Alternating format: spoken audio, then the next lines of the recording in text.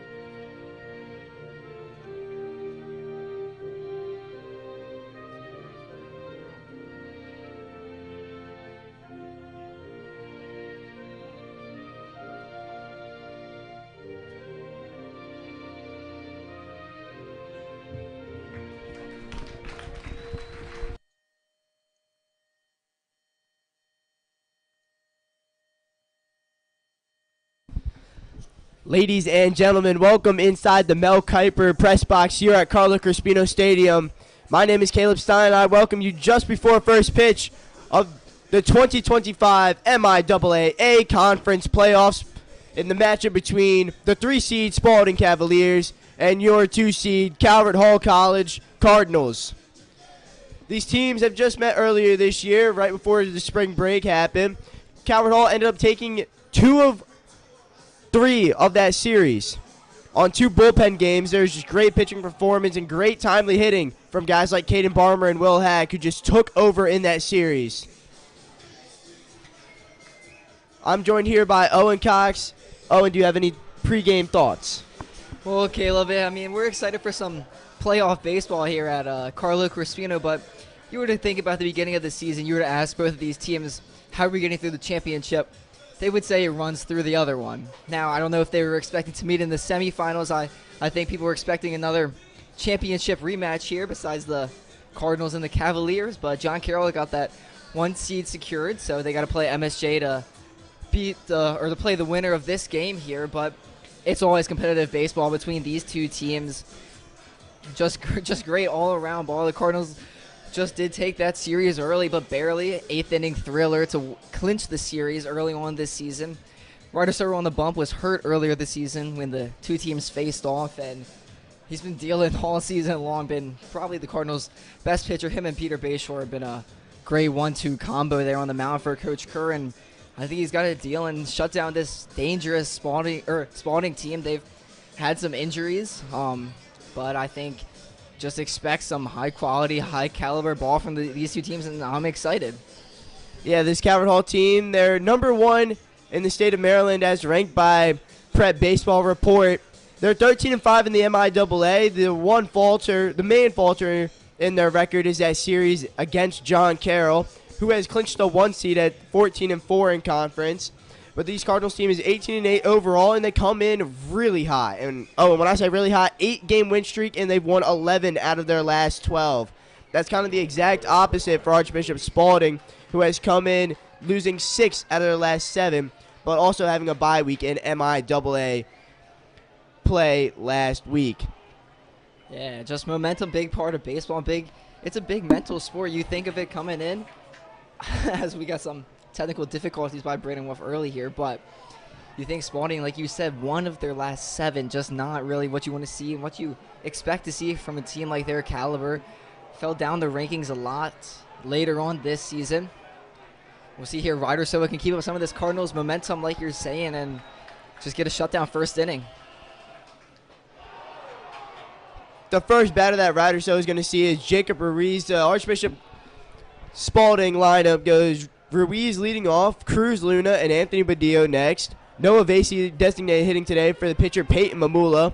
Drew Emrich, their starting catcher for Spalding after their normal catcher Logan McNally has been out for a couple weeks now with an injury.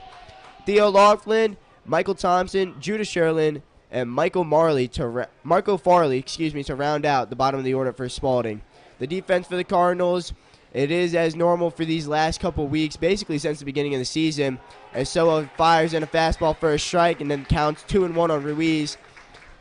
Ethan Frank in the left field, he's in a 3-man platoon with Luke Kreiner and sometimes Drew Kittleberger, but he gets the job today. Caden Barmer and Will Hack, the staples in the outfield at center and right. And Ruiz pops one straight up on the infield.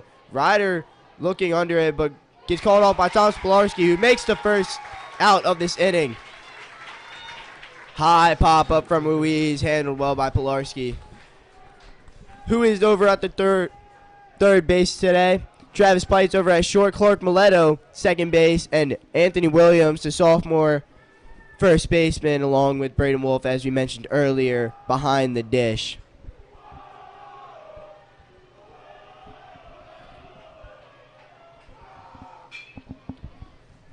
And Luna slaps this one foul territory. Yeah, and Caleb, one thing we've seen already and you can expect to see is it's a high-energy game between the dugouts, the fans, the players on the field. Everybody, they know how important this first win in a 3-game series really is, and they've worked so hard this whole season to get to this point, and they want to capitalize on it. So dugouts getting into it early. That fastball from Ryder tails out.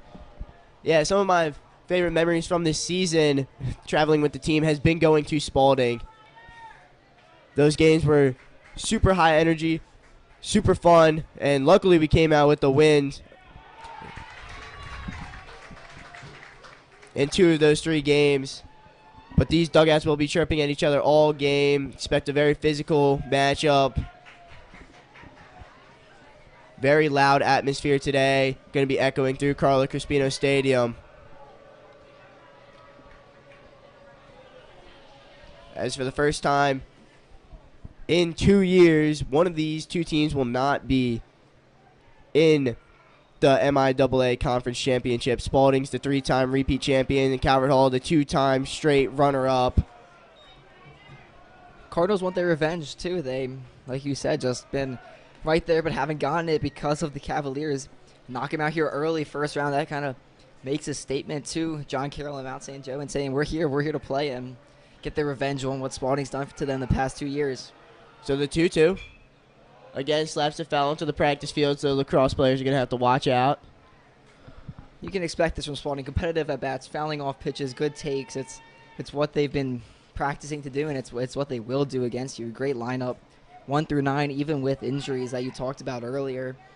Just, you're going to expect them to make Ryder Silva work. It's nothing's going to be easy. Nothing's going to be given.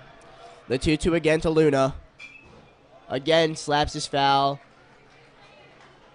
A good patient lineup here for the Spalding, even without their leadoff man, Braden Martin.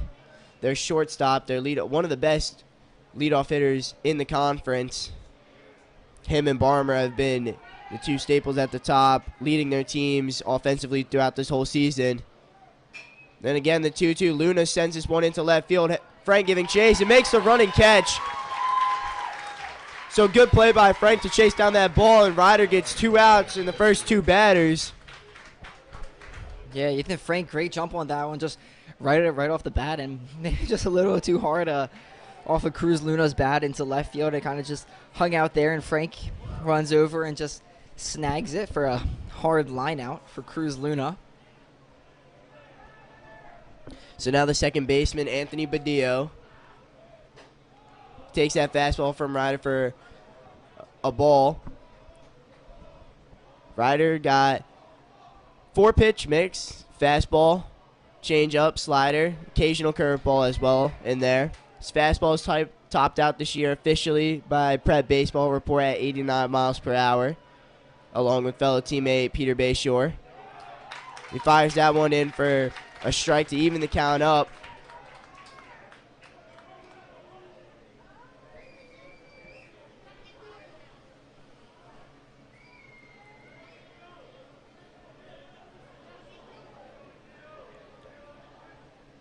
So the 1-1, it's a slider that just poked right up the middle. Good piece of hitting by Badillo there. And the Cavaliers get their first base runner of the game. Once again, just competitive. It's going to be the word of the game today is competitive at bats, competitive pitches, competitive dugout, competitive energies. You're going to expect it. Just take that one, slapped it, hard line drive straight up the middle. Ryder Soto gives up his first hit of the day to Anthony Badillo on first. Still got 2 outs, though, working just to get out of this first frame. Fastball taken outside by Noah Vasey.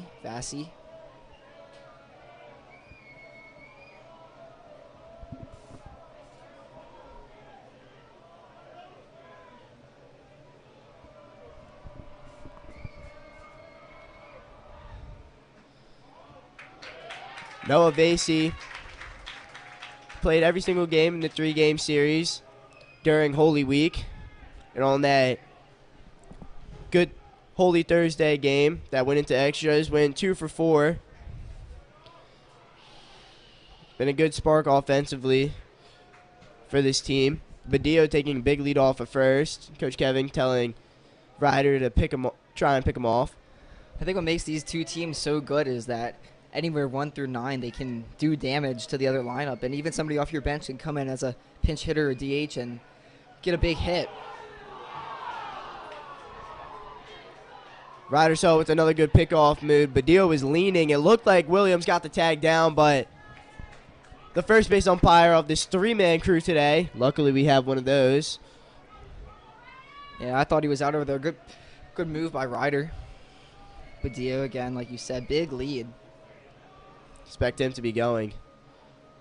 And he is. So kind of a hit-and-run situation for Spalding, as Vasey definitely went around on the pitch as well.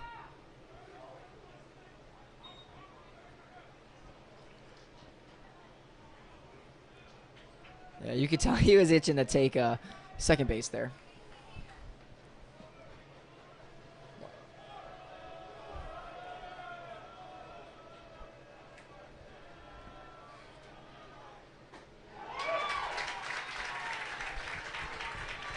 Excuse me, umpire on that last pitch out said that Vasey did not go around. It looked like he did, but guess he checked his swing. Cut through that Soto fastball, though. So now the count is 2-2.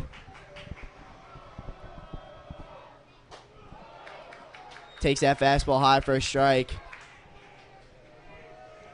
3-2, you want to attack the batter here. No need to give up an extra base to a team like Spalding. Just worry about throwing your strikes, let your defense play behind you. I know Vasey can't hit, but you just got to go to him. This one called strike 3.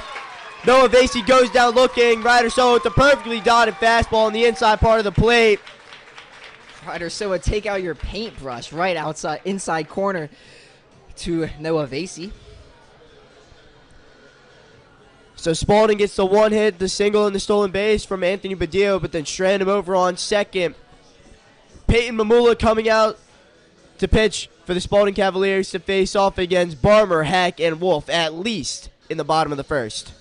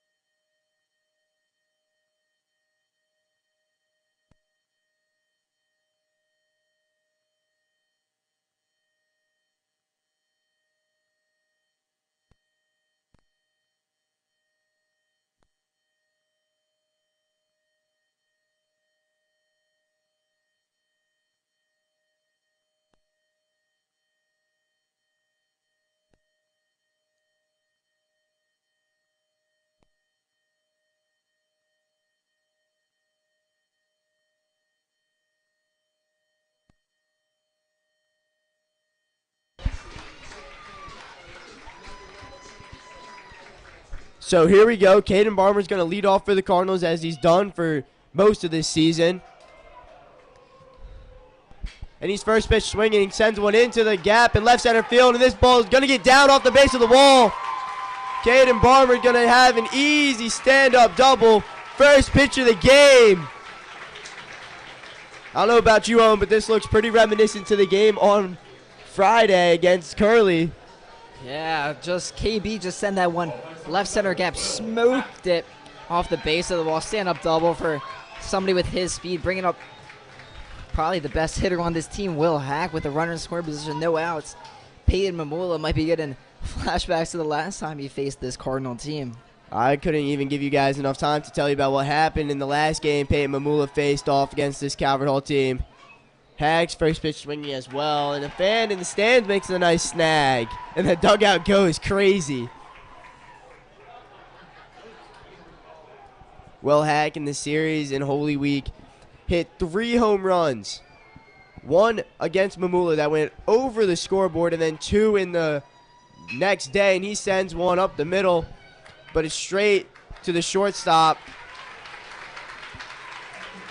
Sherlin. He's happy, though. It advances Barmer, who with the speed easily got into third. So the Cardinals, with a runner on third and only 1 out, Coach Kerr's been stressing all season, these are the opportunities you have to capitalize on. Spalding's going to play their infield in, and truly anything to the outfield can score Barmer. Runners in scoring position, less than 2 outs. You got to get him in. So Wolf sends it right at the third baseman, Farley, and that is just unfortunate. That is just a great piece of hitting.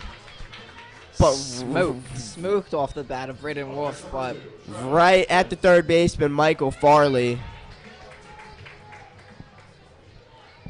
So Calvert Hall early in this game taking good big swings off this pitcher Mamula, who only has 2 pitches. He's got the slider and fastball. Got good velocity on his fastball as well. Committed to the University of Maryland. And Trav takes that slider outside for a ball. The Cavaliers line up Jacob Ruiz in left, Michael Thompson in center, and Cruz Luna out in right field. And then on the infield, as we said already, Michael Farley and Judah Sherlin on the left side of the infield. And then on the right side, Anthony Badillo and Theo Laughlin at first. And then Drew Emmerich, who came in as a pinch hitter and started one of these games in the outfield for them. And Pites hits one straight to his counterpart, Sherlin, who makes a strong throw over to the diamond and gets the out. So a quick inning for pitcher Peyton Mamula, and the Cardinals couldn't quite capitalize on the leadoff double from Caden Barmer. Little bit of unluck there from the Cardinals. So both teams strand a runner after one hit in the first as we head to the top of the second. Ryder So is ready to go out there and deal more.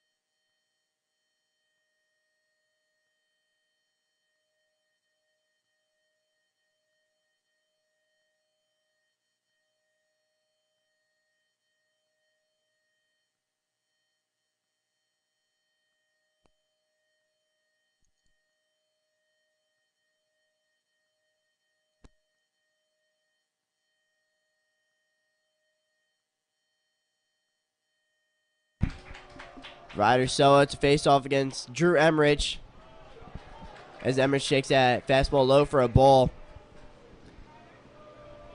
Emmerich is not Spalding's everyday catcher, but the injury to Logan McNally has made him step up in this new role. And Soa again fires another good fastball. Same place, so just low. Yeah, I don't really know where it's missing. But umpire sees it low, calls it low. So the 2-0 to Emmerich, and that one's in there for a strike.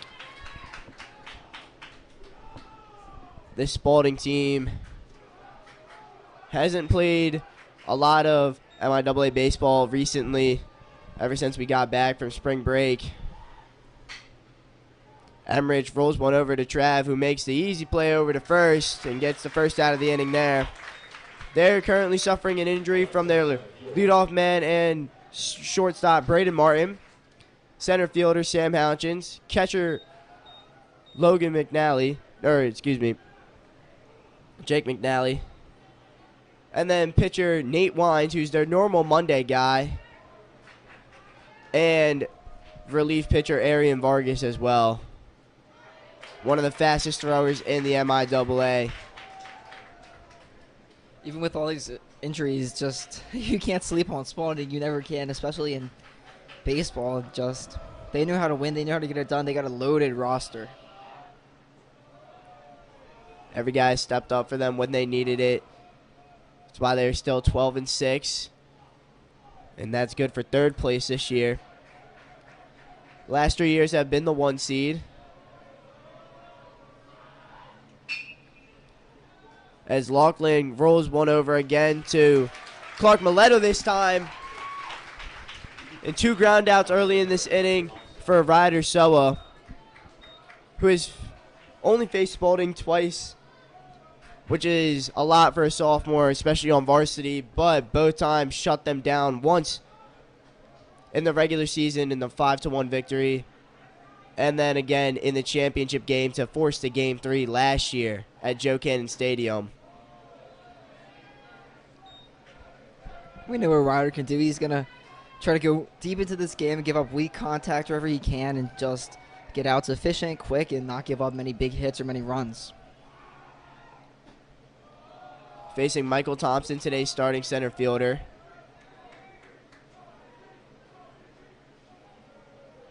umpire definitely not calling anything low for a strike. The 2-0 from Soa. This one's again chopped to shortstop. Trav charges in on it. Makes another strong throw. So Ryder Soa goes 1, 2, 3, 3 ground outs. Now the Cardinals are going to see if they can capitalize a little bit more and get Peyton Mamula's pitch count up as we head to the bottom of the second.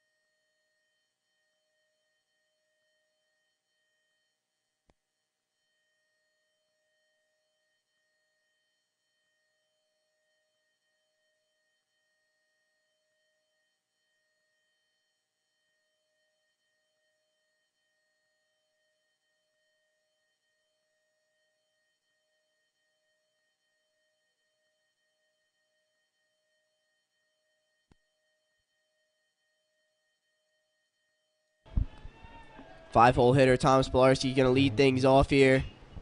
He's also first pitch swinging, but fouls it off right behind home plate.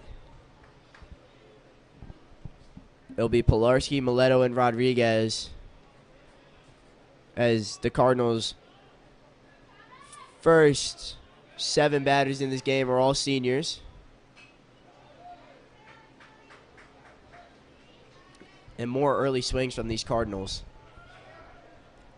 Yeah, Mamula's loading up the zone, and Cardinals are ready to swing, ready to try and do damage. They had 9 hits off of Mamula his last game against the Cardinals. And that fastball was outside. Yes, the Cardinals lit up Peyton Mamula in the Wednesday game, which Spalding eventually lost 8-3. 5 of those runs coming off of Peyton Mamula. Yeah, Mamula just gave up hard contact and walks. 5.1 innings, 9 hits, 3 walks, only 2 strikeouts that game. The 1-2 to Pilarski. And he sends it all the way for a base hit. So Tommy Pilarski, leadoff man, is aboard again for the Cardinals. Another hard leadoff hit. Good job by Tommy. Just poke it opposite field. He'll take that every day of the week and twice on Sundays. Just a hard line drive. Put that right where it needed to be to get the leadoff man on. Pilarski with good speed, but more of a situational runner as well. Super smart baseball IQ.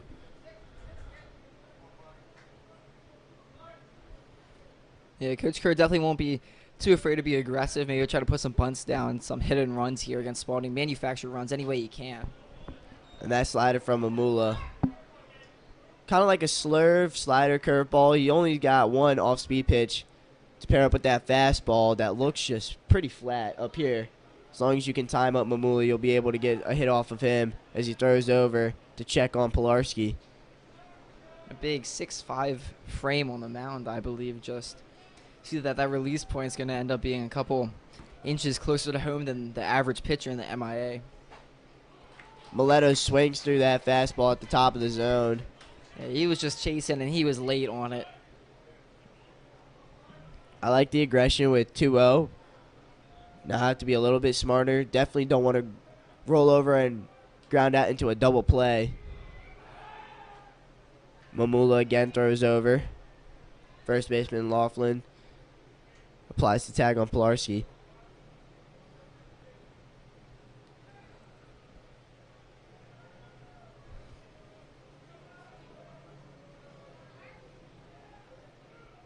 Pilarski is running, and it was a good pitch to run on too. But it was an absolute dime.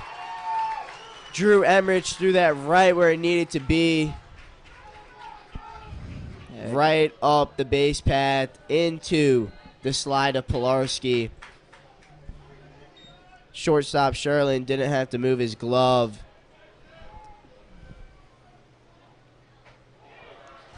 And that 3-1 fastball from MIAA is on the inside part for a strike.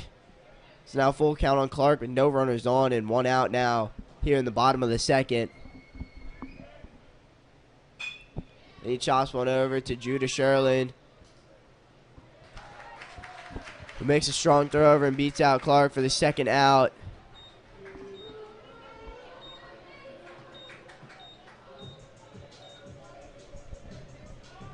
Number 28, Rodriguez.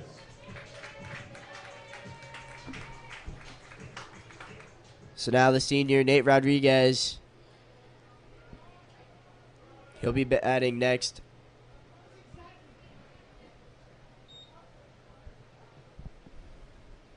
Yeah, Roddy's found himself a little bit more at the plate recently. Got himself a little bit of groove. Had some nice hits against Curley.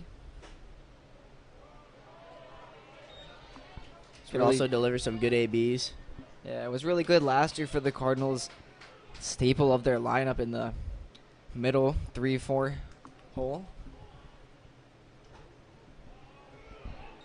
So that slider goes inside.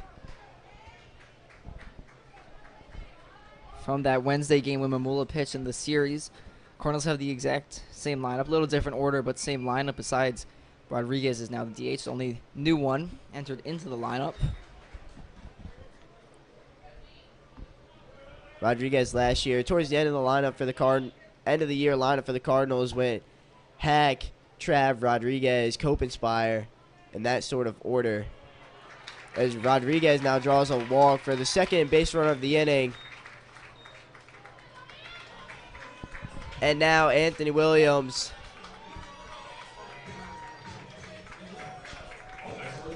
Here's where that caught stealing really hurts you. You would have probably runners on first and second, 1 out with Anthony up to bat instead. 2 outs, runner on first.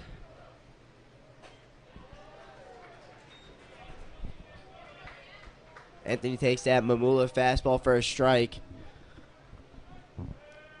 In the first game of the series where the Cardinals lost 4-2, Anthony Williams came up in the 5th with bases loaded. As he sends a slow chopper that takes a weird bounce on Sherlin. But he was able to field it cleanly and makes a strong throw. I'll have to finish that story when we come back. The Cardinals again strand another runner. Another hit in this inning, though, for the Cardinals. And Ryder Show is going to be out for another strong third inning.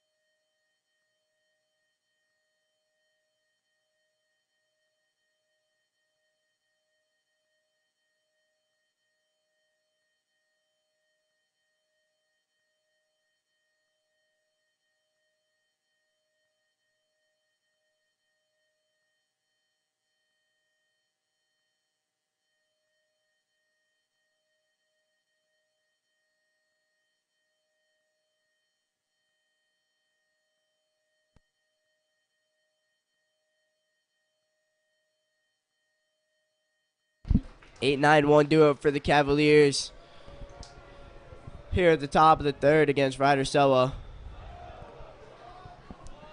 Judah Sherlin, who's been making some nice plays over at short defensively for the Cavaliers. Sherlin's been great over there. Somebody who's not there every day or not their main starter over there at shortstop, and great defensively. Ryder fires in a fastball for that strike. A couple of Cardinals teams are facing off against the Cavaliers just today.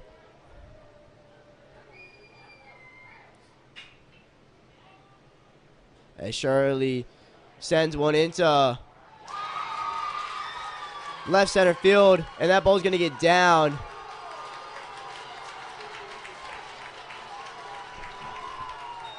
Barmer had great chase on it. I thought he was going to be able to make the catch, but the ball just passed his glove on the diving attempt.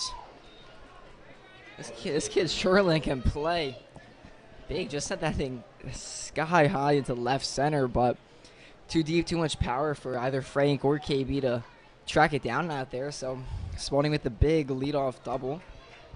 And Owen, it's kind of a remarkable day here at Carlos Crispino Stadium. The wind is blowing out to left field. We normally never see that. So that obviously helped Sherlin a little bit. As now Farley lays down a perfect bunt to third base. But Pilarski makes a strong throw over to get the out, but Sherlin does advance over. Just situational hitting there. Spalding coach calls a bunt, get it down. They're now going to maybe question the call over at first. I thought Williams' foot stayed on the base the whole time.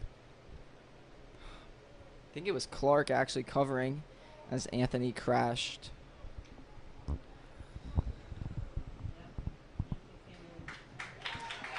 Yeah. Excuse me. So Mileto was the one who crashed. Made a good stretch over at first base. Definitely not his normal position. Kept his foot on the bag for the first out. So now back to the top of the lineup, Jacob Ruiz. And Ruiz sends one into right field. And that's going to score Sherlin. And Spalding going to get their first lead of this game. So what happens when the bottom of your lineup can produce the 8-hitter with a big double. And you just get top of the lineup to slap him in. As well as a big bunt that won't go forgotten by Michael Farley. Without that bunt, I don't believe Sherlin is able to score from second on that hit. Cardinals, even though they're down early, they can definitely not out of it, and definitely cannot lose hope. Cardinals need to keep their energy up.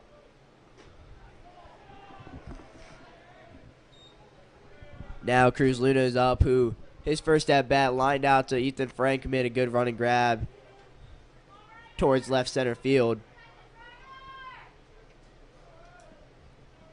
Yeah, still only one out. You want to definitely get one here before you get to the true heart, the 3 and 4 hitters of this lineup.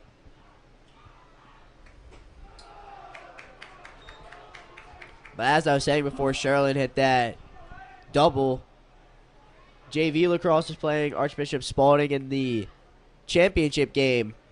Calvert Hall is winning 8-6. Great to see any sport of Calvert Hall come back with the championship, especially over Spalding.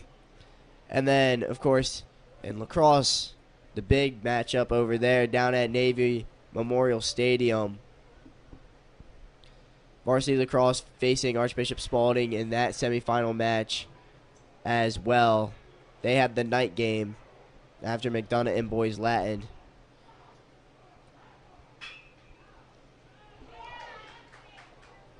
Good diving stop there from Anthony Williams as Cruz Luna grounds out to him. His only play was over at first. And Ruiz is a little confused.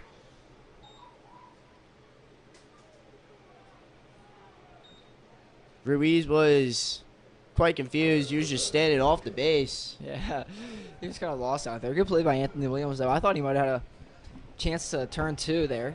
But take the safe out over at first with Anthony Badillo up. Had a good hit earlier single.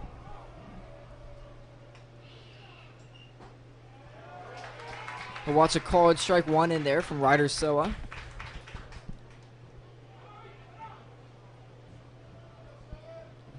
Cardinals just looking to get out of this with only one run across for the Cavaliers.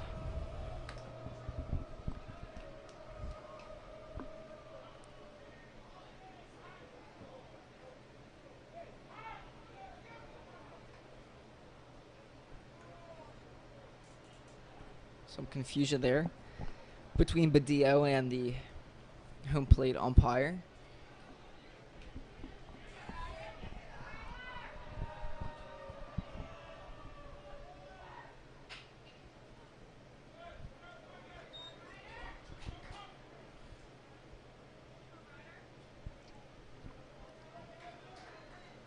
In the series earlier this year, I remember extensive conversations about what kind of bat Anthony Badillo is swinging.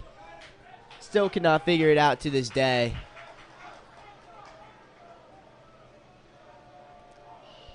It's not quite like the normal DeMarini or the Voodoo. No. We'll see. He likes calling time, though. Umpire probably telling him no more for this at bat at least. He's down 0-2 to Ryder. Umpire never put it back in play as Ryder Soa prematurely stepped back on the rubber. Umpire is fed up with this. He's trying to get the show on the road. But the 0-2 to Badillo. Fastball's high.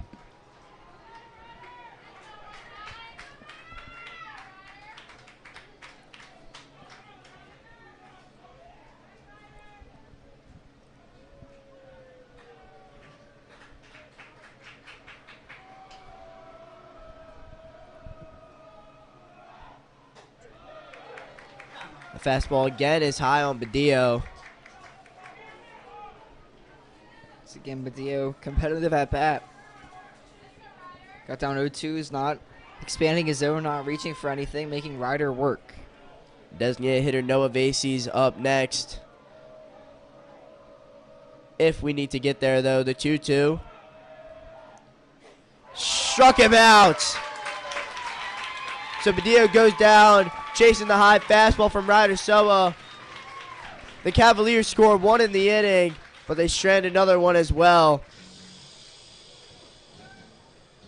So now Ethan Frank and then Caden Barber and Will Hack are going to be due up for the Cardinals here at the bottom of the third. Good scoring opportunity. Let's see if the Cardinals can finally get some of these early swings to pay off.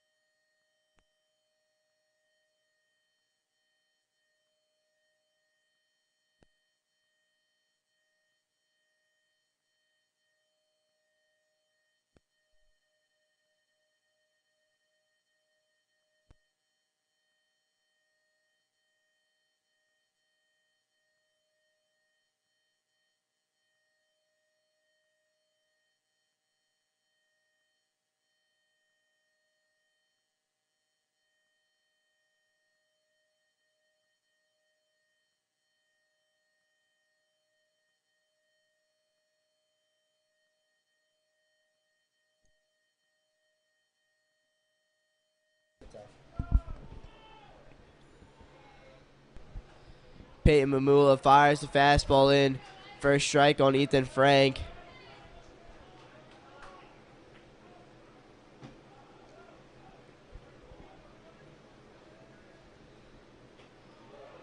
There's a slider for a ball. You mentioned it earlier. Ethan Frank, not the everyday outfielder, not the everyday left fielder, the junior. Played a decent amount, though. I would say he played majority out there. We'll see where Coach Kerr wants to move him and Kreiner next year in the outfield, as they'll be the everyday guys, with Barmer and Hack going off to play at college. If Frank could get on here, that'd be a really big boost for the Cardinals. You get him on with KB and Hack coming up to bat.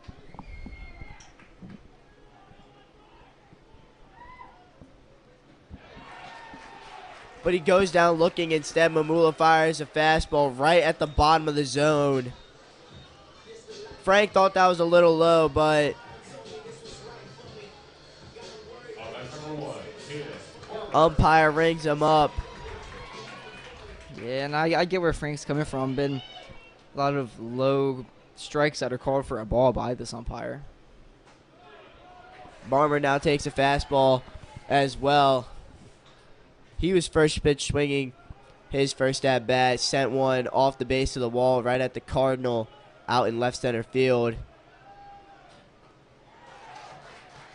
Yeah, Spalding coaches saw that move. The center fielder Michael Thompson gave him a little shift and pushed him a little further back out there. They know the power and damage KB can do.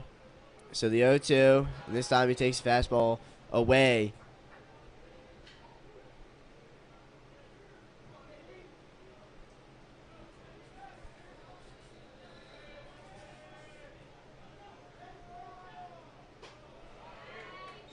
That fastball is way up from Mamula.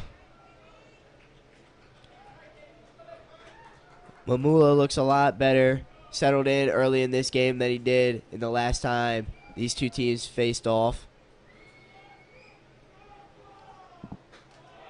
But it was around this third inning where the Cardinals started to tack on a lot more runs and did their most damage. And Mamula's been a great pitcher for the Cavaliers all season. Just when the Cardinals faced him, they found a way to get to him. And the 3-2. Barmer draws the walk. Emrich threw down to third.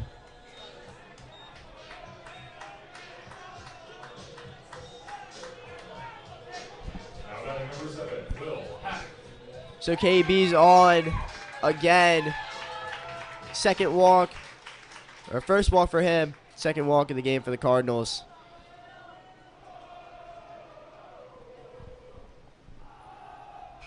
Hag, first pitch swinging again, fouls off that slider. Hack not looking to repeat what he did his first debut. He hit it hard, but ground ball right to Sherlin over there at shortstop. Definitely not what you want to do with here with a runner on first. Only one out this inning.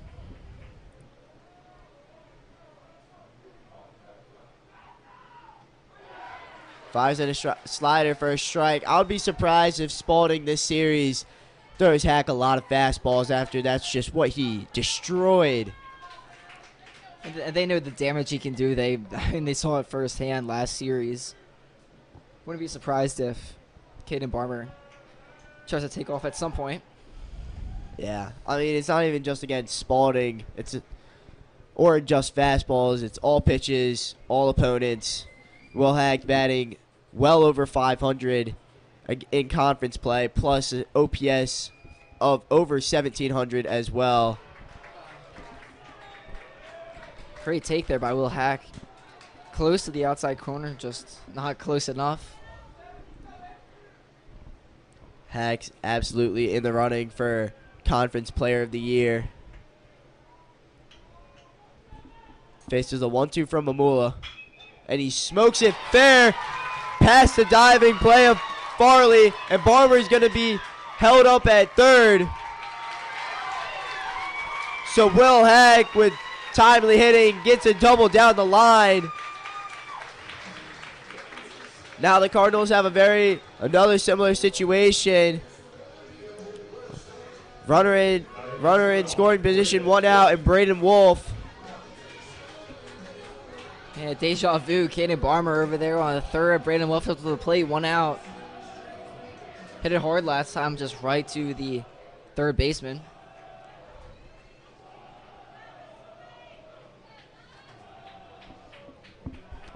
Spalding this time with the lead now, playing back.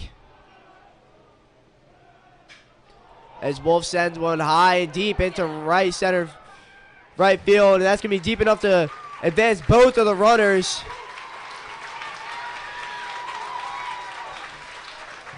So a sac fly now as Braden Wolf decides to go opposite field and drives in the run. Cardinals tie this game up at 1 apiece. Quality at bat there from Braden Wolf. Didn't try to get too flashy, didn't try to do anything too much, just took it back opposite field, just plopped it into the air, and that's deep enough. That'll do the job every day of the week. So Trav now swinging early again.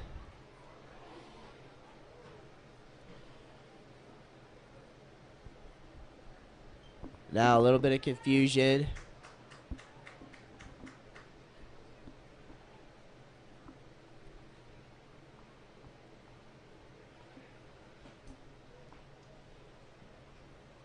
Cardinals still a good opportunity here to get in another run. See if they can take this lead here from Spalding. I guess undo the tie.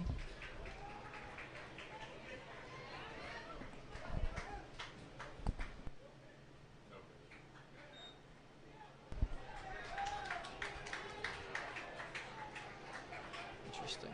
So reset the count here. 0-0. Home plate umpire still not ready.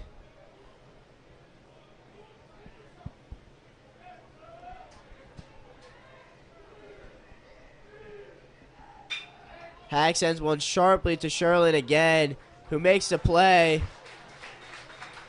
But the Cardinals in that inning get another hit from Will Hack. And the sac fly from Braden Wolf ties this game up, and we got a new ball game as we head to the top of the 4th inning.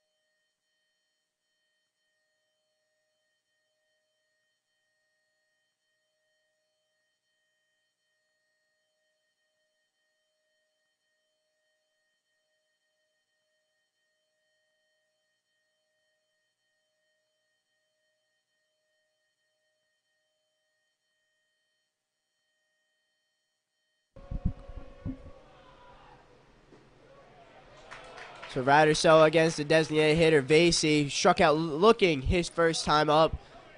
Drops a nice slider in there.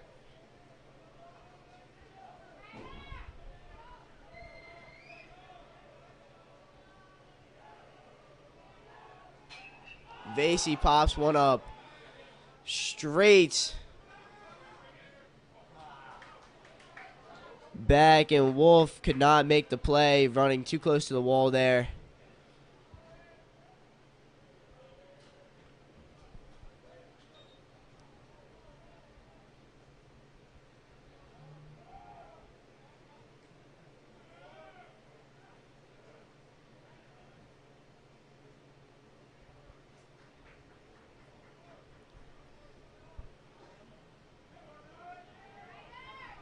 So Varsity down 2-0 against SOA.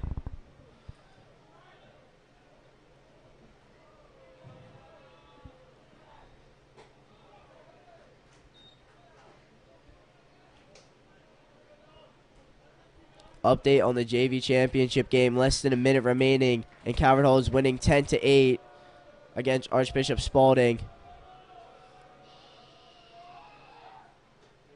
And SOA strikes out Varsity for the second time in this game. This time also goes chasing for the high fastball.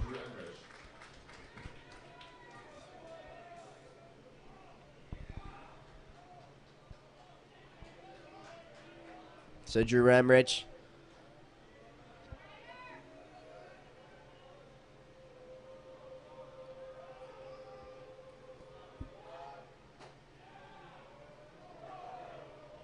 Emrich takes that slider from SOA outside for a ball.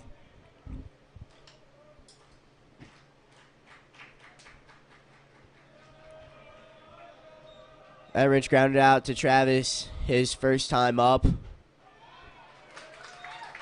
And also made a good defensive play as he threw out Tommy Pilarski, trying to steal in the bottom of the second inning as well.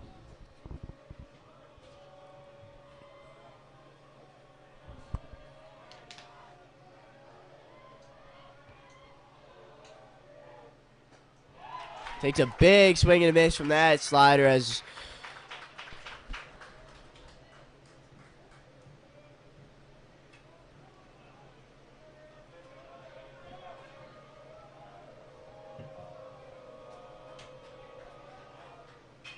the 1-2. He fouls this one into the parking lot.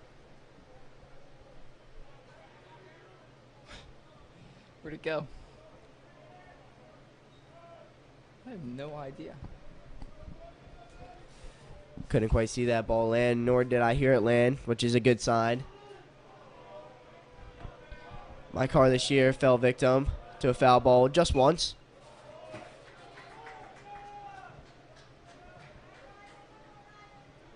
In the John Carroll series, one ball was fouled off the door of my car.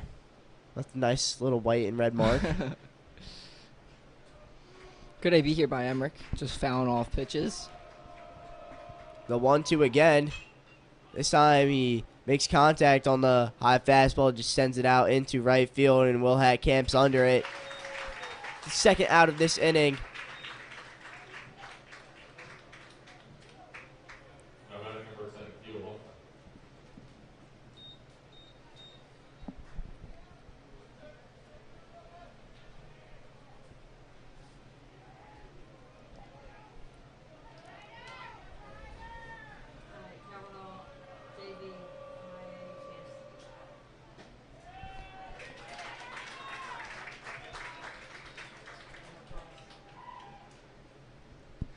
It's now official. Your Calvert Hall Cardinals are the 2025 JV MIAA lacrosse champions. They just finished out their game against Archbishop Spalding in a 10-8.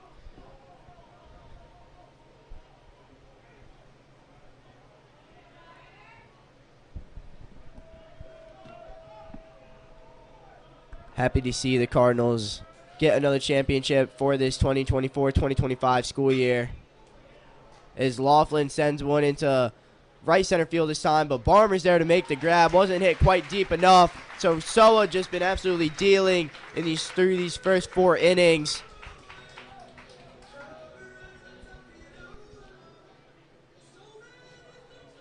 Not a lot of base runners for the Spalding Cavaliers in this one,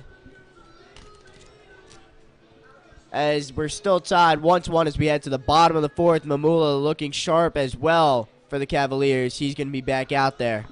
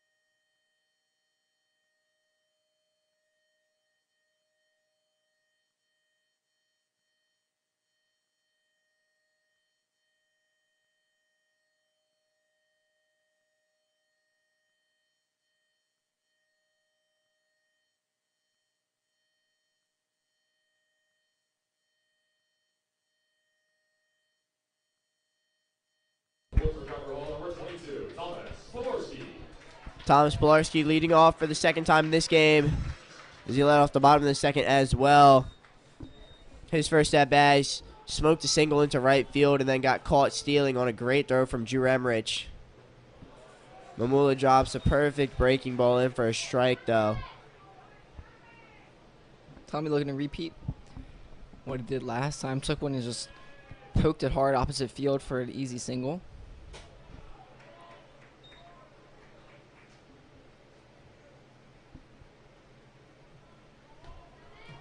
Both teams 1 run on 3 hits so far. And he smokes one into left center field, but Thompson is there to make the running grab. Good swing there from Thomas Pilarski, just left it in the air just a little too long. A little bit under it, not much else really to go about it. Good timing, good swing. Just a little, popped it up a little too much. And Michael Thompson, with his great speed out in center, was able to track that fairly easily as well.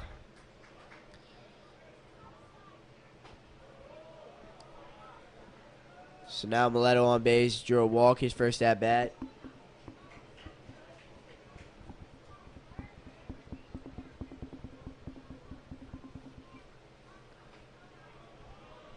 He takes another ball.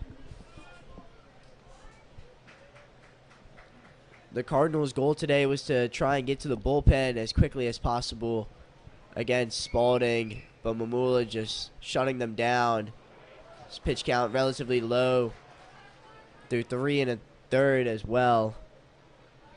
Yeah, MIAA after that one, 49 pitches so far today, 29 of them being strikes.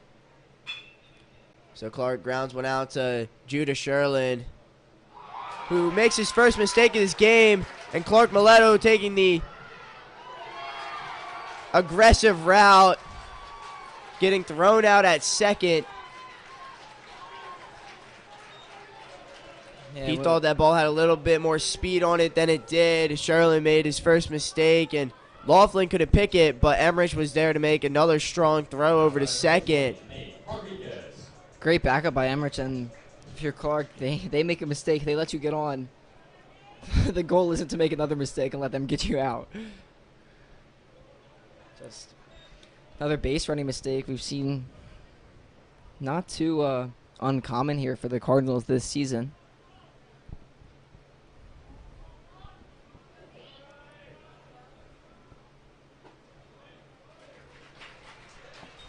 Especially like you said, when you're trying to give MIAA's pitch count up, you're trying to get to this bullpen. If they are, when you can get a free base runner, you just don't want to squander that opportunity. Rodriguez cuts and misses to almost looks like a changeup. I believe it was a fastball. I think Roddy was late on that one. Could be wrong though. So the 1-2 on Rodriguez. That fastball for sure. High and away.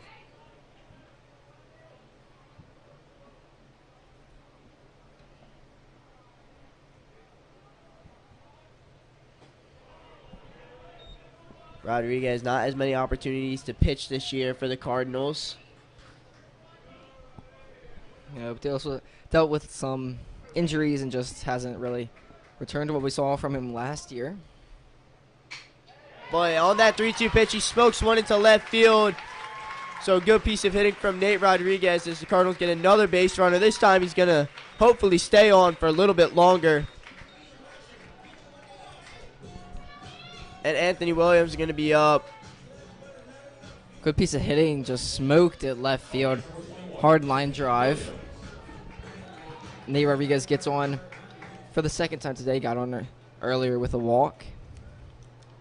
Anthony Williams back up 0 for 1 today. Ground ball over to Sherlin. Fielded cleanly, throw to first.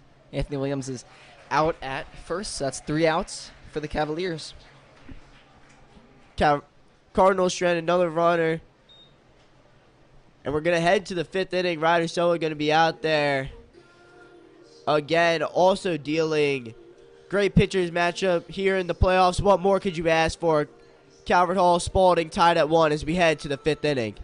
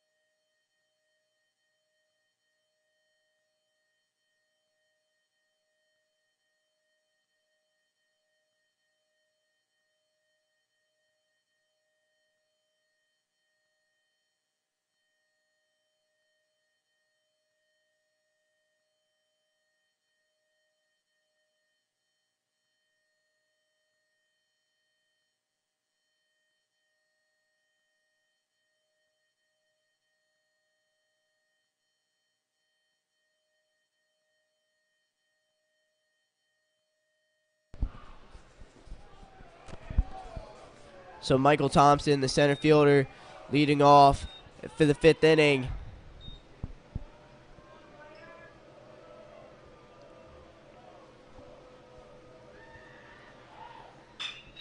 He chops one over and past the diving glove of Pilarski. So for the first time, the leadoff man is on for Archbishop Spalding. Number 6, Judah Shirley. Good piece of hitting, hard and ground ball just right through the 5-6 hole.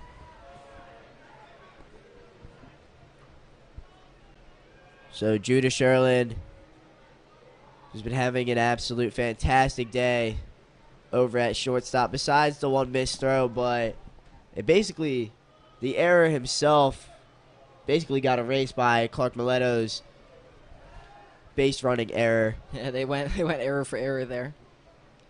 So no harm done by Sherlin's errant throw. Had a big hit early.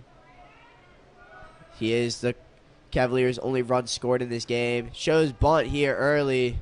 See if he stakes with it. He doesn't. Fake bunt steal situation. Absolute dime of a throw from Braden Wolf.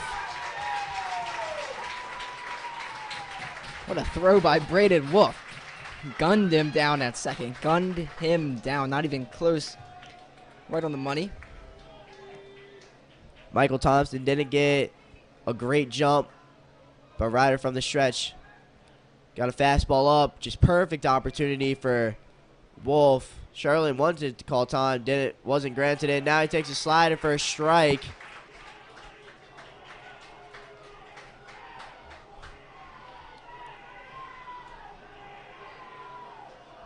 Umpire escorting Sherlin back into the batter's box where Ryder's ready to face him on a 1. He smokes one foul.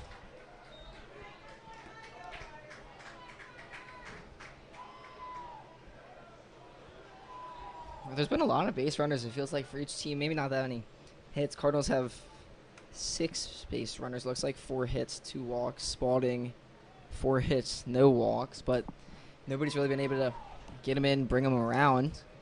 With base running errors, Tommy Pilarski got thrown out at second. Cavaliers just had somebody thrown out at second. Clark Miletto, base running error. And Sherlin strikes out on a Soa slider at the bottom of the zone. Absolutely filthy pitch. And Ryder's feeling himself a little bit.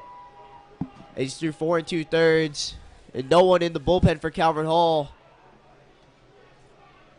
Pitch count getting up there. There's 62 pitches. Definitely can still go this inning. Maybe one more, hopefully. Maybe 2. And now Farley, first pitch swing, chops it over to Clark, and a great inning defensively for the Cardinals. Just got to wake up the bats, get some hits, get some runs, support Ryder Soa. And you got Ethan Frank, and then Caden Barber and Will Hagg, 2 up in this inning. Exactly who you want for the Calvert Hall Cardinals, to see if they can add a couple more runs here in the bottom of the 5th in the first game of the MIAA semifinals.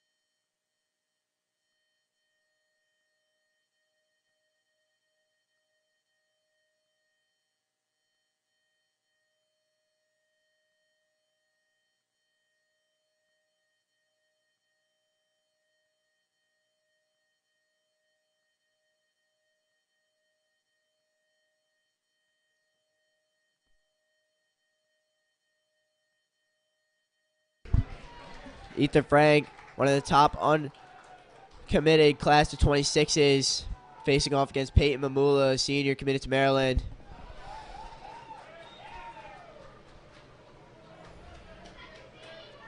Ethan Frank so far was the lone strikeout that Mamula has this game. Strikeout looking. 2 straight sliders. That one for a ball, though. Frank also underwent a bat change. Had a voodoo, now has a bone saber.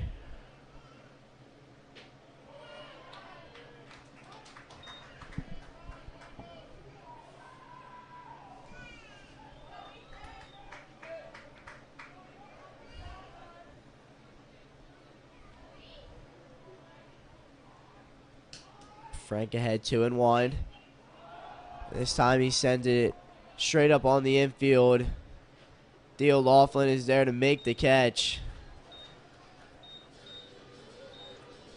Tough play from Laughlin. That ball was hit straight up and moving a little bit in the wind.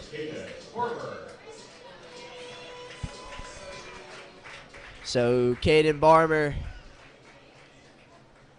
who this year against Spalding is now 7 of 13 from the plate, along with 2 walks and 6 RBIs. Along with a couple of runs scored, he's just absolutely been playing lights out against the Cavaliers this year. Yeah, 1 for 1 today with the walk. The lone run to cross the plate for the Cardinals. Started this game off. The first pitch for the Cardinals offense took a double all the way to the base of the wall. Yeah, just been performing. Just been playing ball like he knows he can.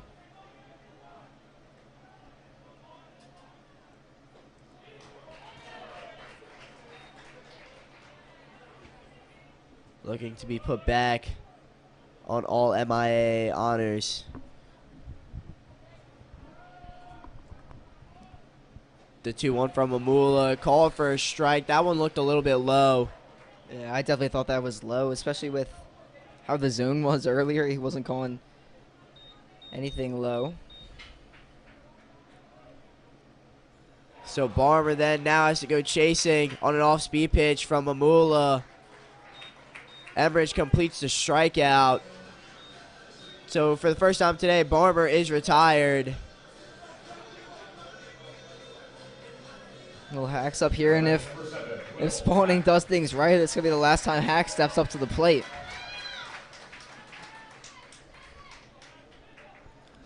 Third baseman Michael Farley playing a little bit closer to the line.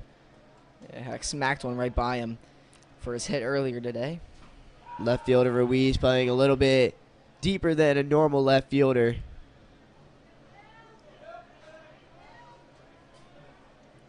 Shaded towards left center in the outfield, straight up on the infield.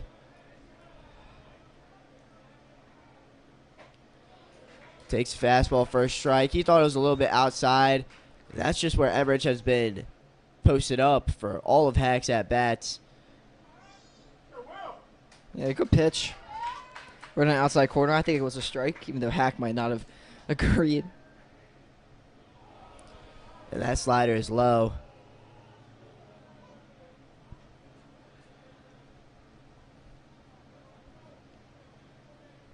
Definitely a lot of space up the middle. If Will Hack were to hit a ground ball and then fly ball right field line would be great. It's that bouncing breaking ball for third ball of this AB. 3-1 count here to Hack. I expect him to be aggressive, looking for his pitch. Maybe guess fastball, see if you can smack it. He got slider, but rolls one over to Judah Shirley. He's got to make a strong throw. Safe. Hack was hustling down the line. It looked like he almost beat it out. Umpire made a little bit of a in-between call. Took a pause and then eventually called him out.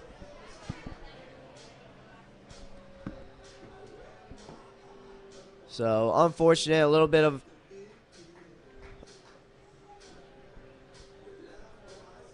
just more tough luck for the Cardinals in this game.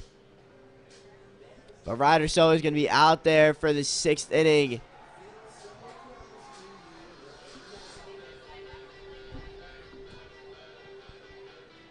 with now Grayson Ryan starting to stretch a little bit out and going to start throwing in the bullpen. Maybe he'll get the 7th depending on how well Ryder performs or what the score is by the time we finish the 6th inning. We'll be right back in a second, though.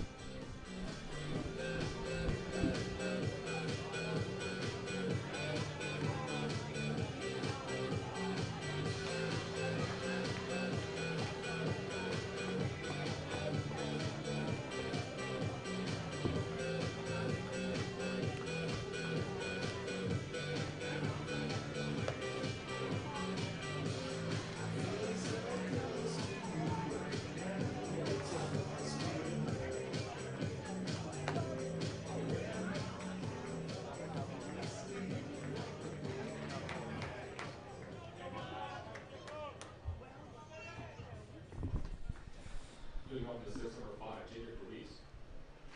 1, 2, 3 for the Cavaliers.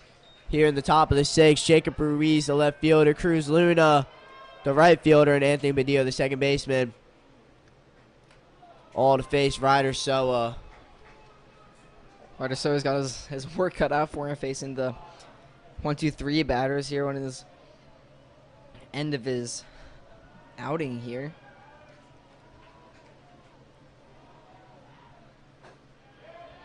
Fastball from Soa, called for a strike. This is his third time seeing the Cavalier lineup. Ruiz, his last time up, though, hit the RBI single into right field.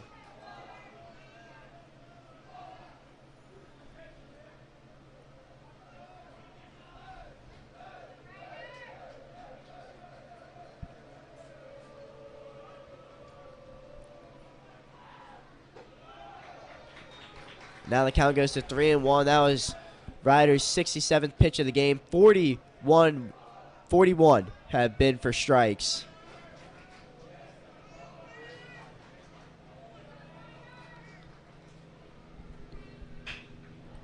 .42 for strikes. And another out, another ground out to Travis Bites, who's been solid over there at shortstop like he has been all season.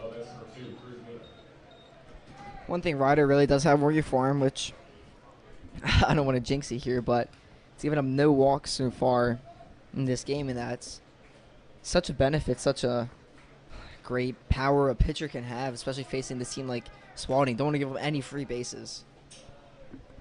That slider was low. So I just pulled out the calculator, some quick calculations. 62% of his pitches have been thrown for strikes,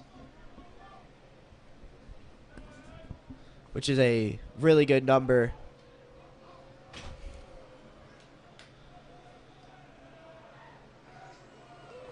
That one janked inside as he falls behind 2-0. But he's been making a lot of great pitches. These Cavaliers hitters have just been fouling a couple of them off to get the pitch count a little bit higher.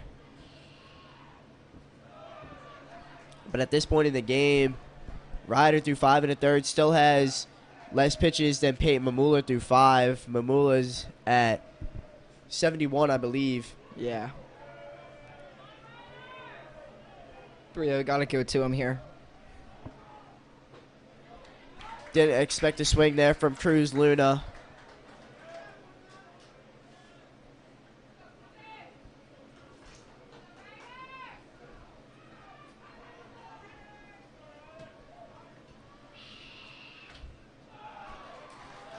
You jinxed him, Owen. It's because I said it. I knew it was going to happen. You just had to do it. I know I was trying not to, but I was doing my job. It's all right, though. He knows how to work through it. Pitching coach, Coach Kev, will go out and talk to him. Sure, he's telling infielders, let's turn to here. Also just a way to get the pitchers a little bit more time to warm up in the bullpen as Jake Dolsky now makes his way over into the bullpen as well with Grayson Ryan.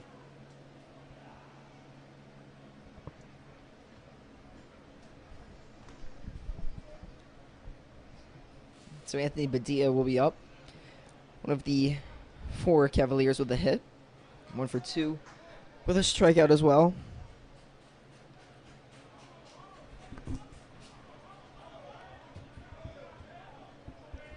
This game moving quickly as we're through 5 and a little bit more in just an hour and 14 minutes. Yeah, good pitching duel, good defensive game. Usually those ones are a lot shorter than when you get the high octane offenses. Much shorter than the game on Holy Thursday. That game lasted over 3 hours long. That was over 3 hours before we even got to extra innings as well.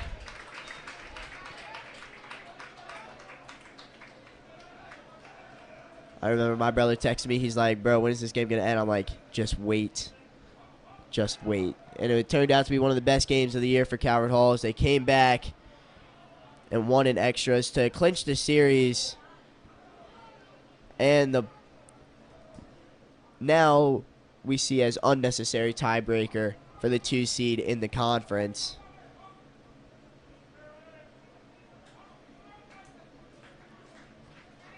Luna's got a pretty big lead over there at first. Decent speed, runs a sub 7 60-yard dash.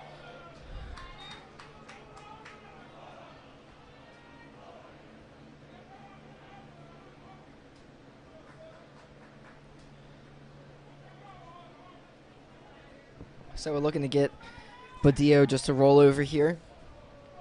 Preferably something, maybe 6-4-3 double play. It's like Trav's got a lot of motion over there at short today. And Luna's off and running, and he does get the slow roller. And Wolf doesn't have a chance. Ball was hit 6 inches in front of home plate and then stayed fair. And very, very unlucky for Calvert Hall. They're just, not really a good swing, just barely got it in play, but Brendan Wolf no chance to make a play on that. So Badillo, I guess, will be an infield single. Bring up Noah Vasey, the 4-hole DH. Runners on first and second, 1 out. 2 strikeouts in this game, 1 of each kind. And both on the fastball as he fouls this one back into the grassy area behind the grandstand of the stadium. Ryder got what he wanted. Against Badillo, he had him roll over roll over a little too much, where the ball really didn't go far in play. Got a good slider there for a strike. The Cardinals defense, they're about due for a double play. They turn around 1 per each game. And here's what you want to do. You want to make Vasey feel uncomfortable in the box. So already on his fouling off. Another strike looking. He's over 2 with 2 Ks. Want to make him roll over here, ground out. He does not, in fact, roll out. But he does get his 3rd strikeout of the day. Another one swinging just like a emergency hack that happened a little bit too late.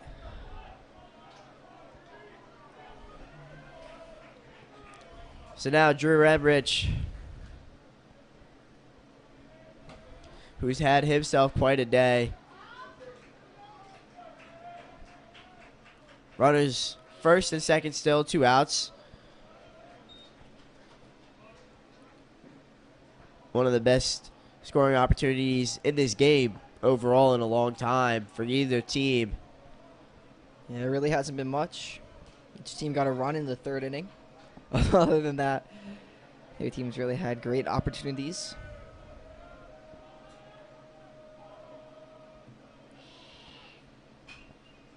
And he fouls this one into the parking lot. You're safe from all cars, right? Or all balls. Yes, I am. I better be. I don't expect one to be hit across the street on LaSalle Road. I wouldn't believe so.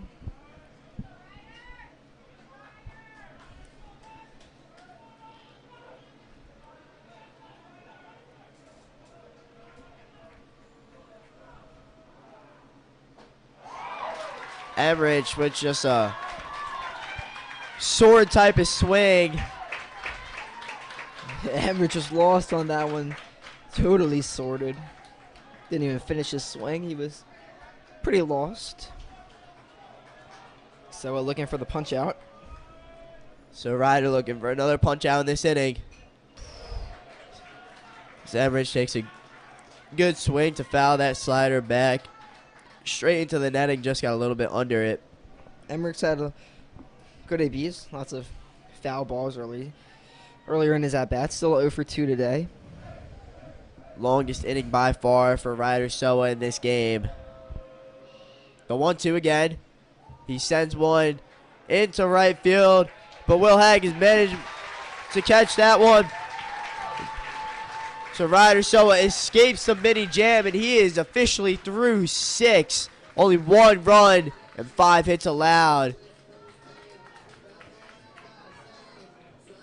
So Calvert Hall is going to have 3, 4, 5 up in the bottom of the 6, trying to add a couple more runs to clinch game 1 of this series.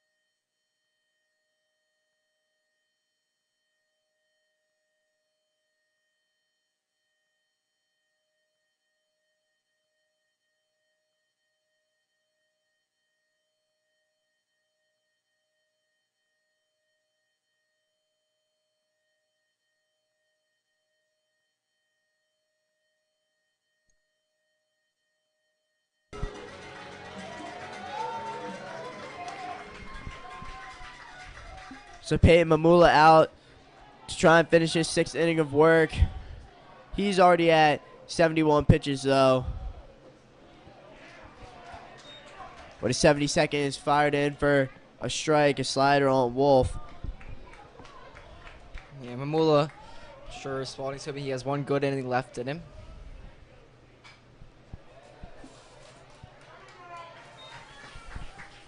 So Wolf falls behind 0-2. Wolf with 2 pretty hard hit balls today. The unfortunate line out to third baseman and fly out to the right fielder. That fly out to the right fielder occurred in the 3rd inning.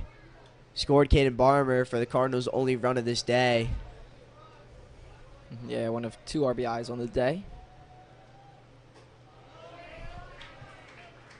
And then Wolf takes 2 sliders in a row for balls, so he evens the count up at 2-2.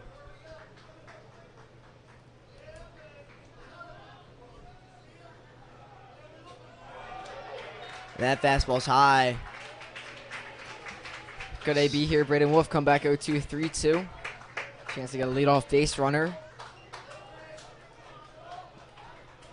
So Wolf now in control of the batter's box.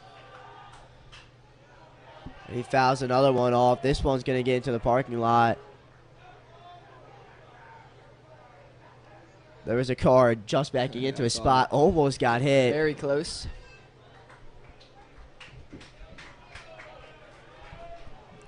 So the 3-2 again. This one's chopped on a weird hop. This one's going to take a couple skips across the diamond.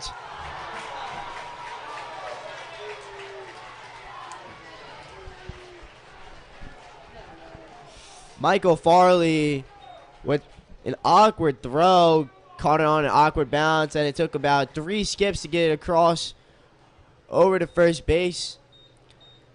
Coach Kale over in the first base coaching box says that Laughlin was off the base. Looks like he was. I thought he was safe, if I'm being honest.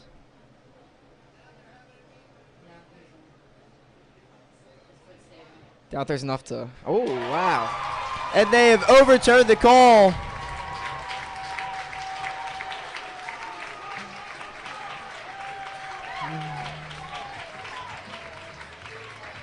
So now Wolf has done his job, and now they're going to let Luke Kreiner be the courtesy runner for him.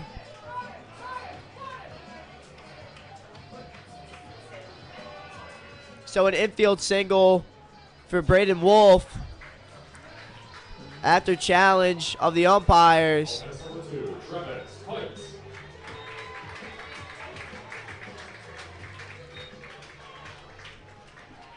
Wouldn't surprise me to see a type of hit and run slash bunt and steal from Kreiner. And the coach is now going to come out and possibly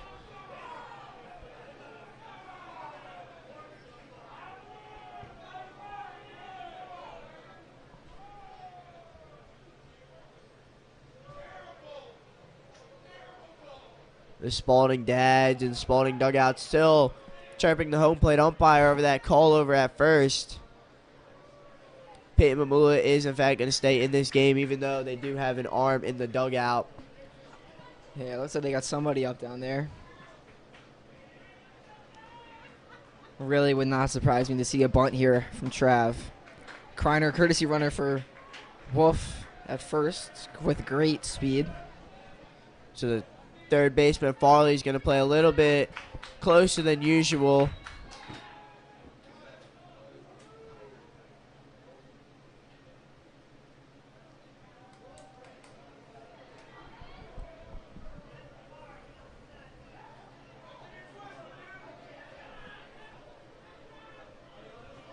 So Trav does show bunt, but then pops it back foul off the netting. Wonder if Coach Kerr is going to keep that on. But he will. I think you can. Got to get this run. Try to manufacture it somehow. I think odds are better. Try to get a bunt down and steal.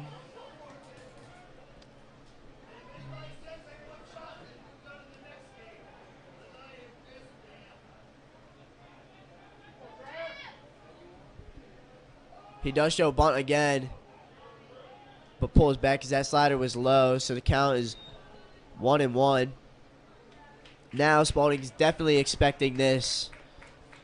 Wonder if Coach Kerr is going to change the call into maybe a slash situation. Yeah, I wouldn't hate that call at all. Been working on a lot of those in practice. Showing bunt again, though. Pulling back again, though. As that fastball from Mamula is just high. Good job by Trav, though. It's kind of hard to be selective when you're bunting because you just want to try to get it down no matter what. But still knowing your zone when all you're doing is holding a bat out there is quality that's good to see when somebody's trying to put one down. And he puts one down perfectly. It's going to stay fair. And they're going to say Mamula missed the tag on Pites. Yeah, Caleb, I think he really did. I saw it from here. I really don't think he touched Trav at all. Good job by Trav. I mean, ball was right in front of him just to run right through, even though Mamula was right in his way. Perfectly placed bunt. The wait was worth it for Travis Pites. Showed that the suicide was not on. And here comes the Cardinals' best bunter up to the plate. I don't expect to bunt 2 guys in a row. It wouldn't surprise me, but I don't think Coach Kerr is going to let that happen. I expect them to try and let him swing. There are 2 outs. Excuse me. There are 2 runners on with no outs. I think he's going to bunt. Mamula steps off, even though Kreiner has a 4-foot lead over He's- on second. He's mostly just looking to make sure Tommy doesn't show bunt.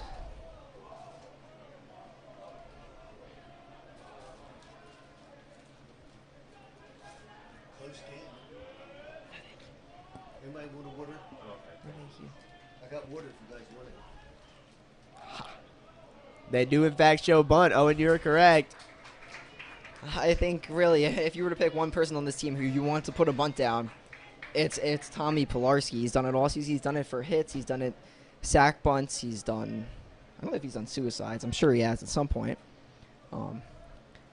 I think you trust him to put it down, and then you have two runners at scoring position, only one out. It's really beneficial when you can get that instead of First base. first and second. The first baseman, Loftman, playing well up, so Travis is going to take a huge lead. The middle infielders of Badillo and Sherlin are playing close to the base, Yeah. trying to keep Kreiner on second as honest as possible.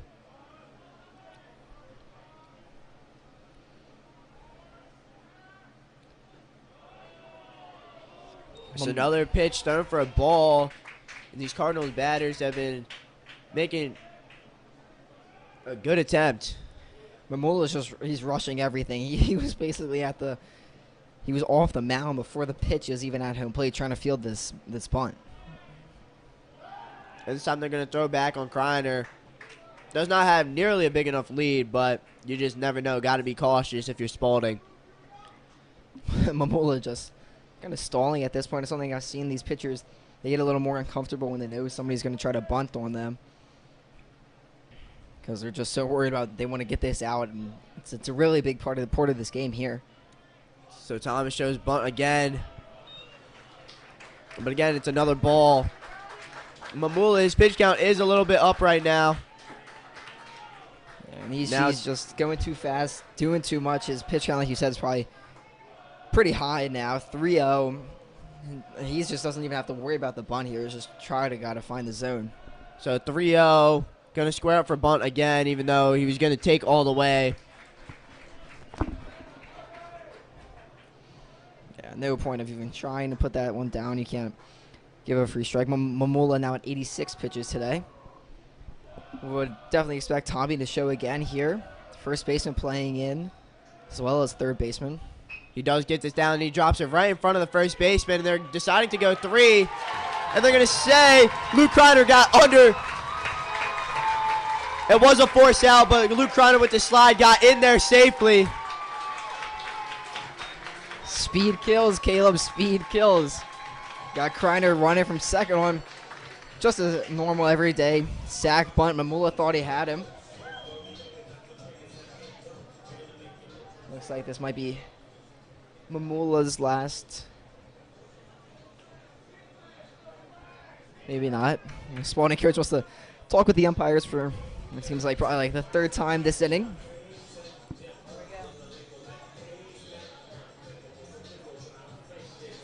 Just watched the replay. He was definitely safe. His cleat just got there right before the ball. Great call by the third base umpire. Sometimes it really does help to have a 3-man crew compared to the standard 2-man crew. And Speed, good job by Coach Curry. He's put down two. He's called 2 bunts, put in a courtesy runner. Now he's got bases loaded, no outs. I don't expect them to overturn this call, but I didn't expect them to change the last one either. Well, me neither. And they don't. He is in fact safe. So the Cardinals have bases loaded, no outs. So if Clark can really just put a ball anywhere, he's got to put it, preferably something in the outfield in the air. Ground ball looks like they're coming home. They got infield in. Kreiner's got to be going on contact if it's a ground ball. And he sends one. That's a looper into left field. Yeah, that stinks. That really, really hurts you. Just not deep enough at all. Great Weak play. off the end of the bat. Great play by Jacob Ruiz. And I was up here thinking that almost anything in the outfield would score Kreiner. I was proved wrong. Yeah, I mean, that was almost on the infield, if we're being honest. So now the corners are still up. Middle infielders are a little bit more back, and they have Nate Rodriguez. Nate Rodriguez, it would have to be a very sharp ground ball to the middle infielders for it to be a double play, as Rodriguez does have good speed. Especially will be hustling in this type of situation. Good take there by Roddy. Hey, a walk is as good as a hit here. So the 2-0 to number 20. And Rodriguez now sends this one plenty deep enough into right field. This will be close. It's going to be a close play at home. They're going to let the throw come all the way in. And Luke Reiner was safe.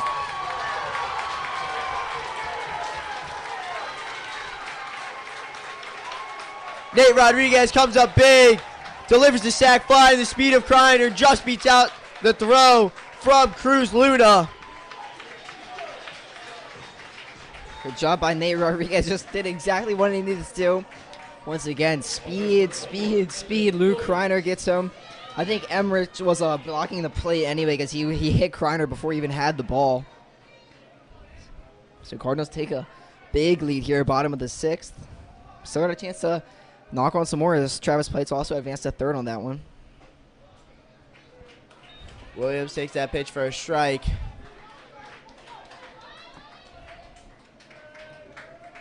That was an absolute masterclass from Coach Kerr. Challenged the call, got the courtesy runner, bunt, flare out into left field, and then sac fly to gain the lead. And Williams is going to send one through the right side of the infield, and that's going to score another run. It's about time. Anthony Williams got a big piece of hitting, and he drives in the Cardinals' third run of the day. The lead is 3-1. That baby Anthony Williams coming up clutch for the Cardinals.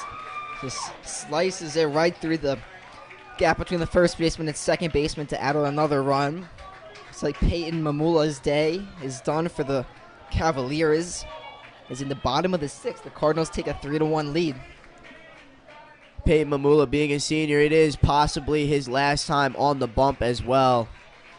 You never know if the Cardinals were to win this series. But if Spalding were to advance, you definitely expect him to be their Saturday starter. And good outing for Mamula. Gave up a lot of hits.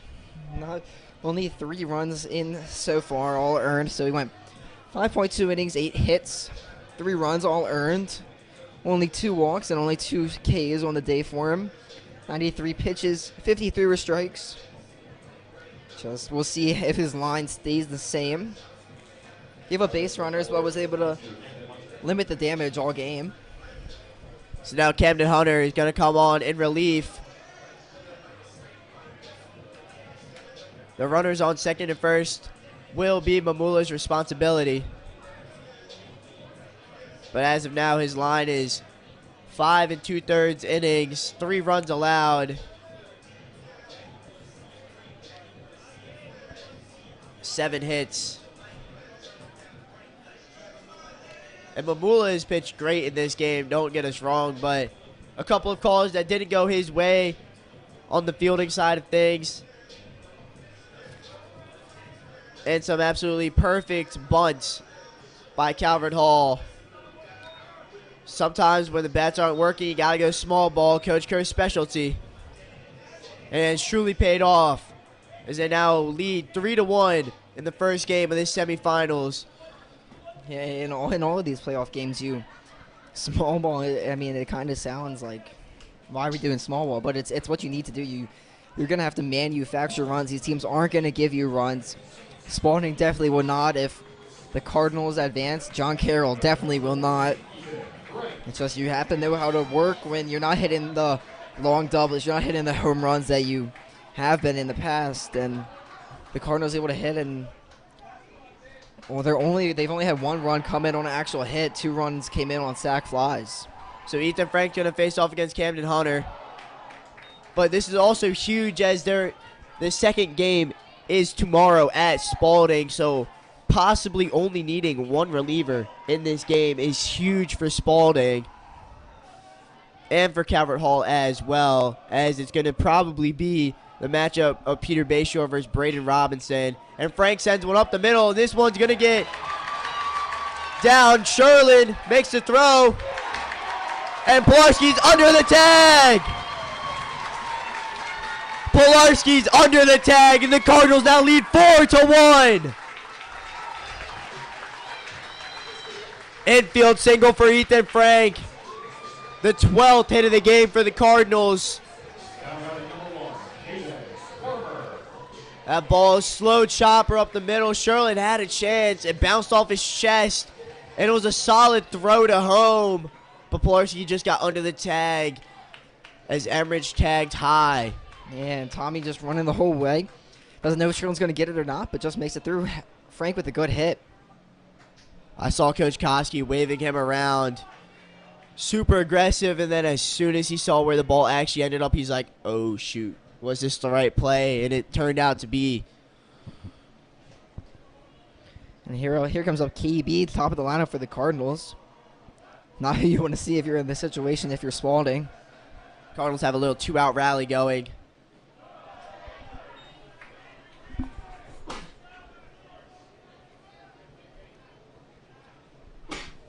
Excuse me, I'm a little under the weather right now.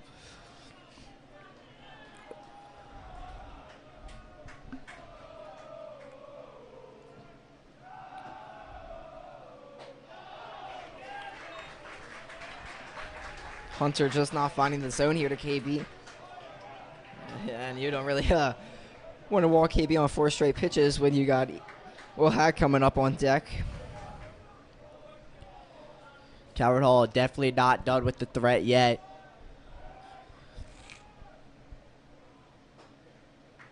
There is a strike on the outside corner. On 3-0. Really anything close is going to be called. But still, most definitely hitters count.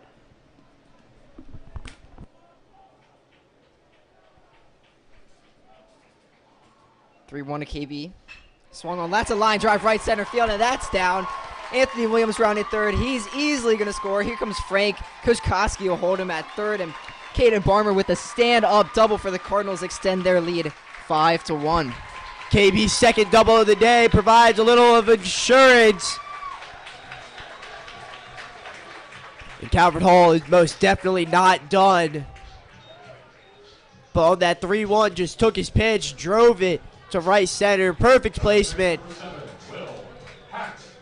Frank, even though he had good speed, the right fielder Luna cut that off quickly.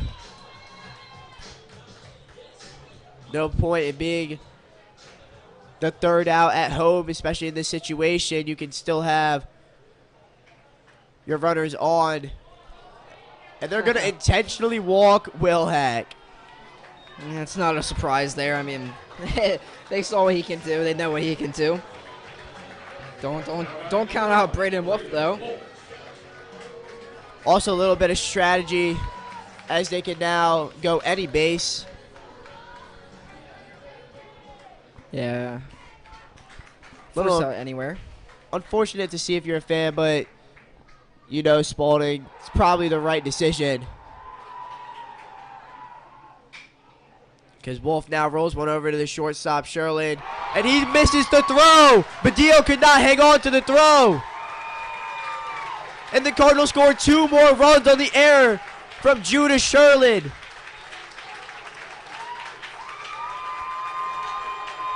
The Cardinals are running away with this one here.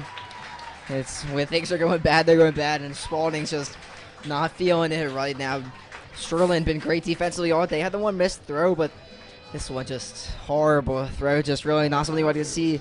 Again, not their normal shortstop with injuries and stuff. So Cardinals will say thank you for that and extend their lead 7-1. The Cardinals have now batted around in this inning as it was Wolf who had the infield single that we thought was out, but didn't. That's what started this all, and it goes from bad to worse for Spalding. They still have 2 runners on, and a nice 2-out rally here. 6 runs have scored in the 6th inning, and the Cardinals are taking a 7-1 lead. No, all runs scored with 2 outs.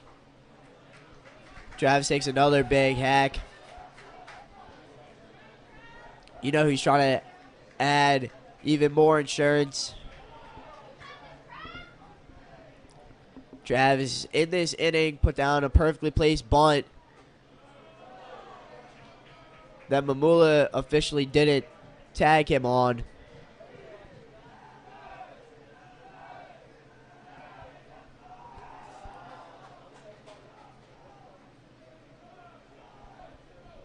So the 1-2, Kreiner was running, and they're going to throw back on Hack, so Kreiner's going to get another stolen base to his season total.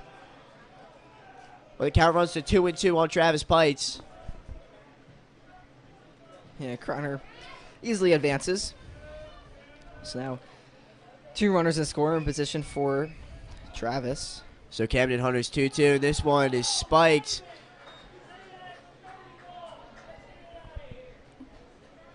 Good block from Drew Emrich. Hunter hasn't had his best outing. Just trying to escape. So the payoff pitch to Travis. And he cuts and misses. So the bleeding is stopped for Spalding. A 6th-run, 6th inning. And the Cardinals are now just 3 outs away from taking Game 1 in the semifinal series. And just 1 more win away from heading to the championship. And they're going to give it to the senior, Jake Dolsky, who's going to try and close this out against the bottom of the Spalding lineup.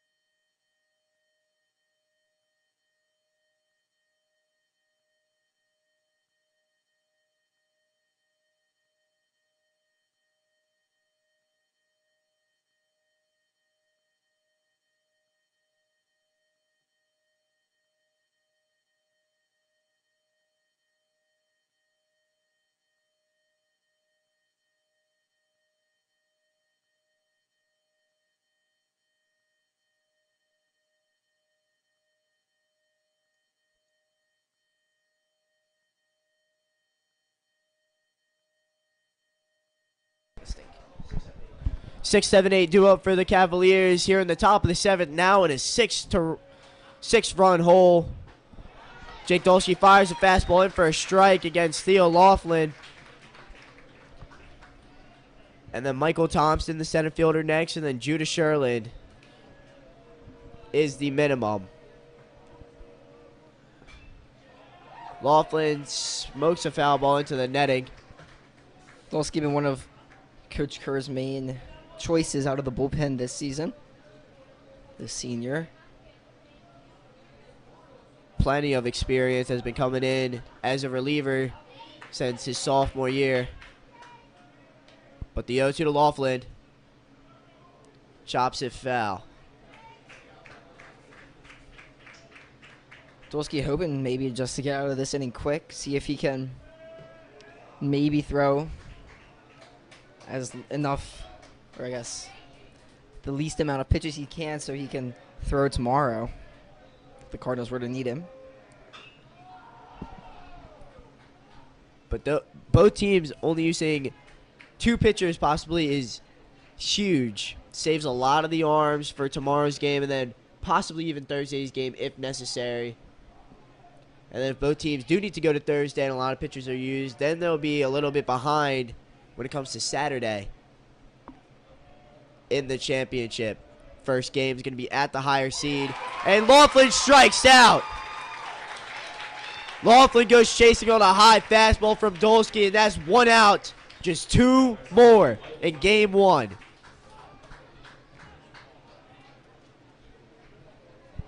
Just high elevated fastball there from Dolsky. No chance to catch up to it by Laughlin. It's a quick 1 out. So now Michael Thompson thought about going around on the slider, but decided to hold back. The other semifinal game has just gotten underway. Started at 6 p.m. up in Bel Air. MSJ already out to a 2-0 lead over the 1-seeded John Carroll Patriots. Those teams just faced off last week. John Carroll swept that series.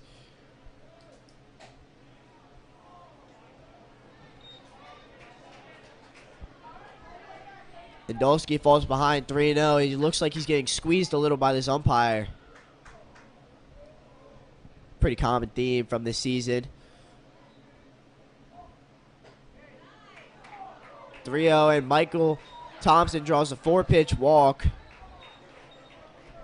I mean, you're up 6. Just you can't be afraid of third strikes. Worst case, they hit it hard. You have much more likelihood of getting outs by throwing strikes than trying to make them reach for balls. You don't need strikeouts here. You just need any type of out that you can get. And if you give up a double, get an out, give up a double, get an out, then you're out of this inning and you're out of this game. So Judah Sherlin. There's a strike from Dolsky. Sherlin, his error, scored 2 more runs from the Cardinals that last inning.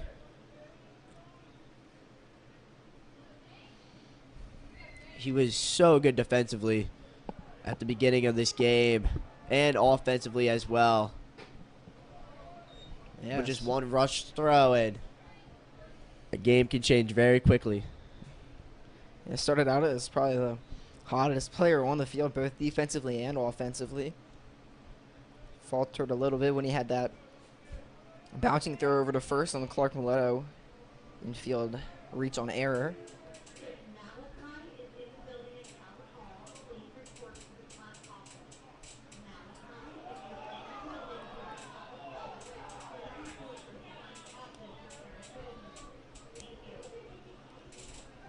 So, Malachi, if you're in Calvert Hall, please report to the front office. What did you say? This goes back to 0? So the umpire called that a no pitch, even though the announcement came in the middle of the pitch. Sherlin most definitely went around on that slider. There's no doubt about it. But they call it a no pitch. A little unfortunate. Just going to have to do it again. And Hack now chases after this one and makes the grab. So Sherlin flies out. 2 outs now. There you go, hard contact, but you got the out. You just attack the hitters, throw strikes, and there you go. It worked out right there.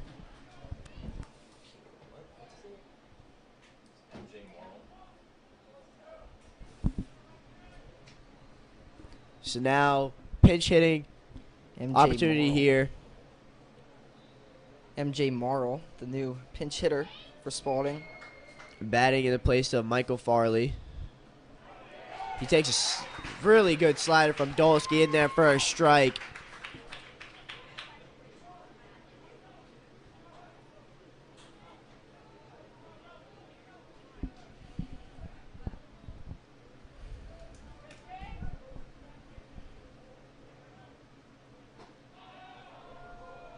Another slider called from Coach Kevin. This one just a little bit outside on Morrill.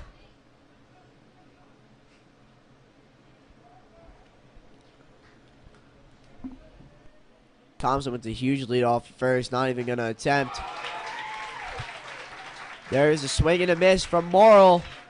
So now the Cavaliers are down to their last strike here in game 1 of the semifinals. Dolsky only had 15 pitches. Definitely he gets us out or 1 or 2 more pitches here. He definitely could throw an inning tomorrow. This would be big for the Cardinals.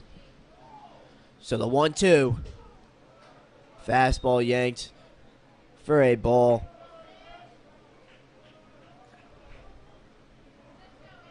Calvert Hall, most likely after this game, will be 1 game away from doing their end-long season goal, knocking out Spalding, whether it's in the championship or in the semifinals. The 2-2, he struck him out! Jake Dolsky strikes out MJ Morrill, and Calvert Hall wins game 1, 7-1.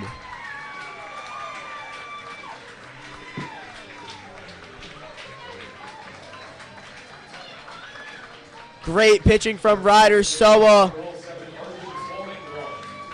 He went 6 innings. Jake Dolsky finished it off with the clean 7th inning.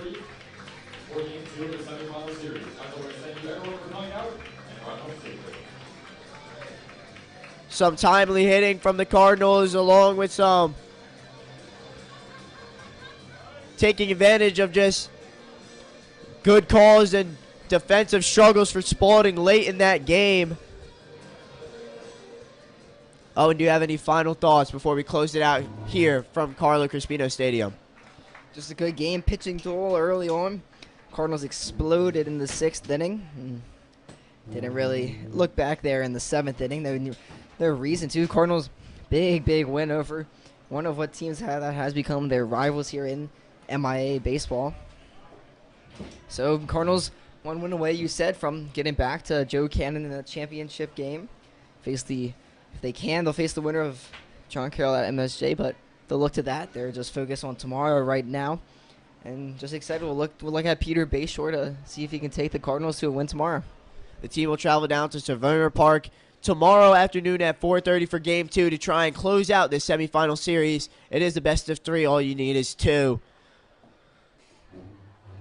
So, great pitching performance today from the Cardinals, and some timely hitting leads to a 7-1 victory over Archbishop Spalding Cavaliers. From Caleb Stein and Owen Cox and Kathy Baker as the moderator up here in the press box, we're signing off from Carlo Crispino Stadium. Thank you and good night.